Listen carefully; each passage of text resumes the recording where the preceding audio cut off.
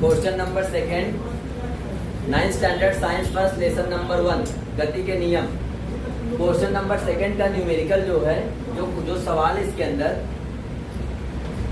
Question ऐसा है कि दो वस्तु है, चाहे आप कोई कुर्सी पकड़ लो या कोई सामान पकड़ लो। चलो हम लोग यहाँ पे एग्जाम्पल लेते हैं कुर्सी का। एक चेयर है 16 किलोग्राम की और एक चेयर है 24 किलोग्राम की।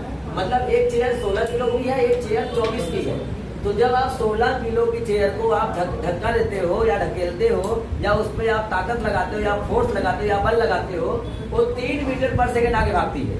अब बोलता है कि 24 किलो की चेयर को जब आप ढकेलोगे, जब आप उस पर बल लगाओगे, जब उस पर आप ताकत लगाओगे, वो कितना आगे भागेगी।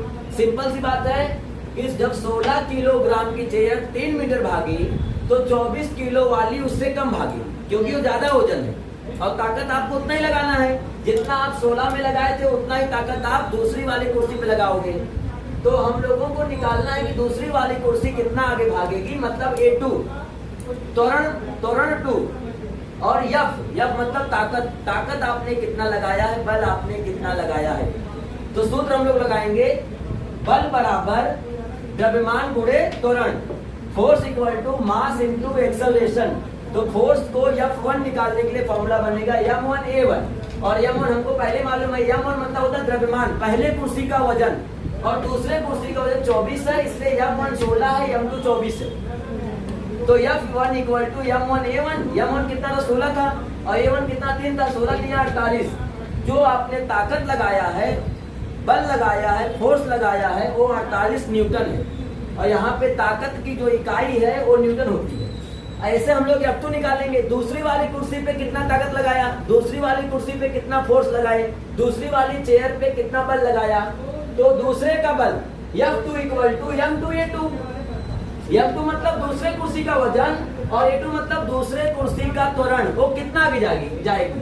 तो F2 दूसरे वाली कुर्सी पे भी हम लोग 48 न्यूटन ही ताकत लगाएंगे।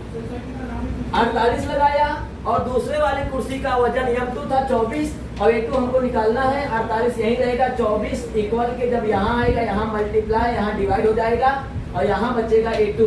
24 एक कम 24, 24 दूना 48, 24 1 जा 24, 24 2 जा 48, A2 आया 2। A2 मतलब दूसरे चेयर को जब आपने धक्का दिया, जब आपने उस पर बल लगाया, जब आपने उस पर ताकत लगाया, जब आपने उस पर फोर्स लगाया है, वो 2 मीटर पर सेकेंड स्क्वायर ही आगे जाएगी। गई थी 3 मीटर और दूसरी वाली गई 2 मीटर। कुर्सी 16 किलोग्राम की थी और दूसरी कुर्सी 24 किलोग्राम की है। तो अगर वजन बढ़ेगा, ताकत सेम रखोगे, वजन बढ़ जाएगा, तो कुर्सी भी कम दूरी पर ही जाएगी। सॉरी।